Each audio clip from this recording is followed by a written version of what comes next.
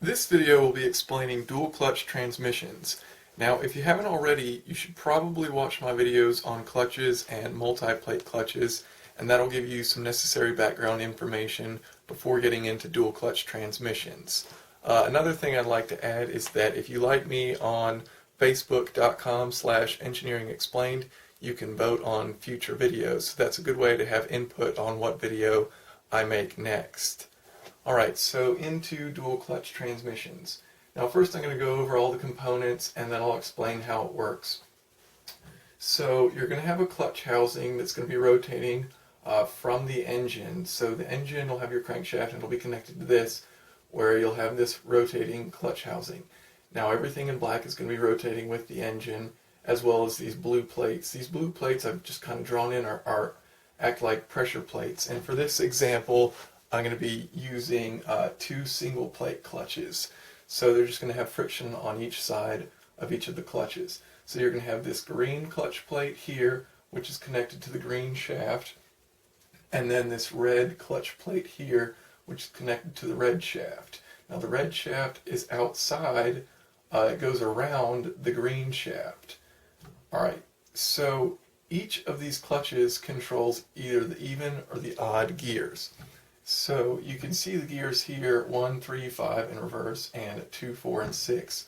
So the green shaft and the green clutch is going to be controlling the odd gears, and the red shaft is going to be controlling the even gears. Now this is important because this is how you can switch so quickly. The advantage of dual clutch transmissions is that you can switch almost instantaneously and the driver won't even feel the acceleration change. So it's almost constant. And so how it works is, let's just go through a scenario and say we're going to start driving. So we're going to be in first gear. Now along this is the output shaft here where all your gears are on, and it's important to know that all of these gears are rotating on bearings, whereas these are fixed to the shaft, so they're always rotating with the shaft, and then these are on bearings, so they're always rotating at the same speed as the shaft that's rotating, but they can rotate independently. So if they're not engaged, then they just rotate freely. Now these are called dogs, or collars are used to engage a certain gear. So you'll have a little selector arm that'll come in here, and you'll have multiple selector arms, and they'll have a little device that can push these collars or dogs into place. So say you're in first gear. Well, this blue collar here is going to be in this first gear. They're going to be meshed together, and that makes all these blue dogs are going to rotate with this output shaft. They're all connected to the output shaft, but they can slide along it. They've got a spline. So they'll be pushed in to a certain gear. There'll be little slots in these gears these dogs can fit into, and then because of that, this engine, the shaft coming from the engine, the clutch, when it's engaged, will connect to this gear, which will connect to the output shaft, and then it'll cause your wheels to spin. So if you're in first gear, you'll have a little selector rod that'll push that in, and then this will be rotating, and then you'll have your first gear ratio here. Now what happens is in this clutch housing is that only this first clutch is engaged.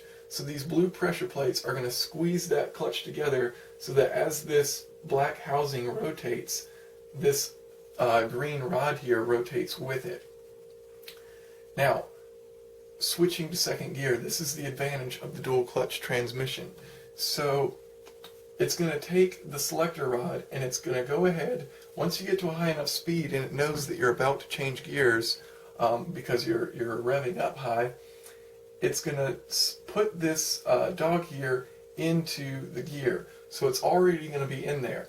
So both of these are going to be in gears simultaneously. Well, what that means is that this red shaft here is going to be spinning. But because the clutch isn't engaged, it doesn't matter. It's just going to rotate freely. Now, all you have to do to switch gears is change the pressure from this clutch plate to this clutch plate.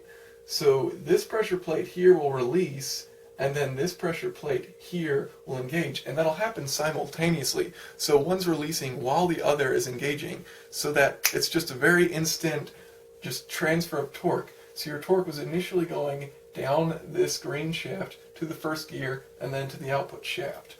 Well, the clutches switch which one's engaged, and so then it'll go from second. So instantaneously it's going from this green to the red shaft and then to second gear to the output shaft to the differential. So, alright, let's just go ahead to the next gear. So as the second one goes in, the third dog is going to slide into, well, this dog right here is going to slide in via the selector rods into this gear.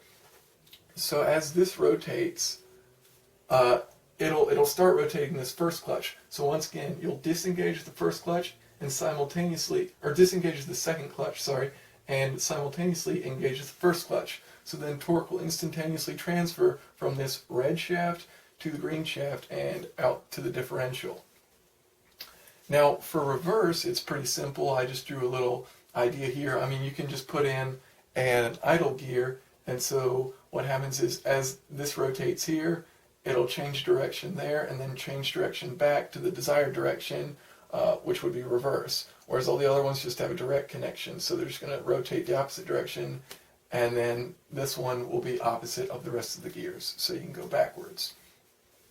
So the important thing to note is that the even gears are on one shaft and the odd gears are on another, and that's so that you can pre-select a gear, and then all you have to do to switch gears is transfer which clutch is engaged. Now, many dual clutch transmissions will actually use multiple disc clutches, so this way they can transfer a greater amount of torque and use smaller discs. If you've watched my video on multiple plate clutches, you can see the reasoning there.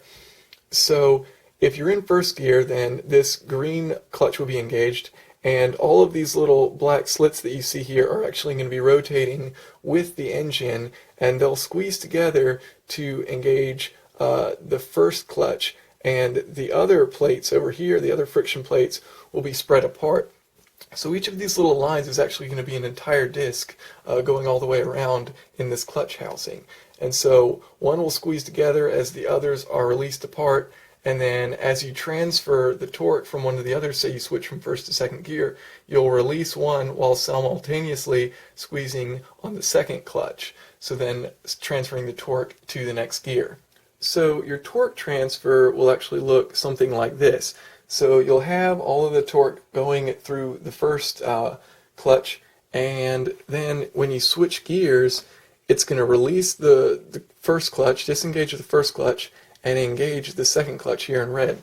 So initially the red clutch has 0% of the torque, and then over a very short duration here, it's going to take on the entire 100% of the torque transfer.